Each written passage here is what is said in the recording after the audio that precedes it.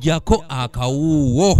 Obwakabaka bwa Buganda busuze bumaliriza enteekateeka z'emikolo eza gavumenti ez'ebitundu ne bulungi bwansi Ssaabasajja Kabaka gye yasiimye okulabikirako eri Obuganda olunaku olw'enkya era nga tuuseeko mu lubiri nga bali mu kuyoyota ate nga ne weema omugenda okutuula abantu ba Kabaka ziteekeddwawo.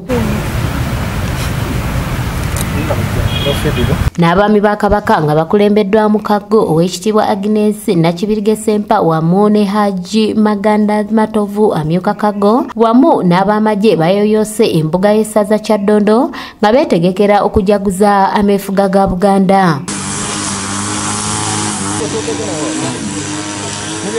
Bano basimbye emiti gy'ebika eby'enjawulo ku ssaza nga bali wamu ne Kago ng'akabonerako okukuuma obutonde era Engineer Alfred Muwonge eyaleese emiti ategeeza nti basazeewo okusimba emiti naddala egy'ebibala kubanga kuvaako emmere ko n'okutaasa obutonde. Nangirira nti tulina okuzzaawo ekibira kya Ssaabasajja Kabaka Lumaggamagga ng'ekyo Lumaggamagga bujjumbadde nkyogera nti bakimanyi emivule tegiba na kibira jiba gya Lumaggamagga naye emivule gyonna mu Buganda gya Kabaka niguno gwaka gukyali gya Kabaka nigisaanyeewo era nkubiriza buli naffe n'abasimba emiti waaki tugize mu Lumaggamagga buli ssaza libeereko n'emivule nga 10 kayanja ka Kabaka tukasseeko emivule nga 20 gy'emiti egiwangaala ate negitakuba nnyumba ate negitasula bikola giraliikiriza. Kago yasabye abantu okwongera okwambala ennyo obukokolo ko n'okugoberera amateeka agafuga ekirwadde COVID-19 kubanga kyaliwo ng'onaakunze n'abaami ba Kabaka bonna mu magombolola agakola Kyaddondo olunaku olw'enkya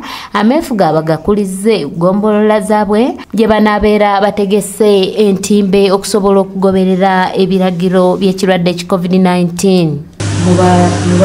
Mubayite ku mbuga zammwe mubeere nabo ku mukolo ogwo era babasabye okuteekayo entimbe za television mubeere nga mwotabulira omukolo kalo gunaatambula oluvannyuma bwe munaamaliriza nga beenamaliriza byonna okwogera eri abantu be kale nammwe munaaba mulaba abantu ba Kabaka kiki kye mubakolereyo mu bitundu byammwe. Omukolo gw'okujagulizaako ameefuga ga Buganda gwakubeera mu Lubiri e Mmengo olunaku olw'enkya era nga Ssaabasajja Kabaka yasiimye okugwetabako. Kanyike Kevinizi yakusakidde eggulire lino ku lwa ABS Television.